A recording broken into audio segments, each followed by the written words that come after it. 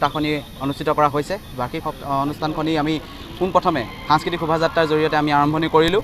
আমাৰ দুলীয়াজান অঞ্চলত থকা গেছ কোম্পানী লিমিটেডৰ MD গোকুল চন্দ্ৰ স্বৰ্গীয়দেৱে আমাৰ এই সাংস্কৃতিক শোভাযাত্ৰাখনি শুভাৰম্ভণি কৰিছিলে আৰু লগতে আমাৰ অধ্যক্ষ মহোদয়কে প্ৰমুখ্য কৰি অন্যান্য শিক্ষকসকলৰ জৰিয়তে এই অনুষ্ঠানখনি সুন্দৰভাৱে পৰিচালনা কৰা হ'ল। আমাৰ ছাত্ৰ একতা সভাৰ প্ৰত্যেকজন বিষয়ববীয়াৰ লগতে ছাত্ৰ ছাত্ৰীসকলে এইখিনি ক্ষেত্ৰত সহযোগিতা আগবঢ়ালে।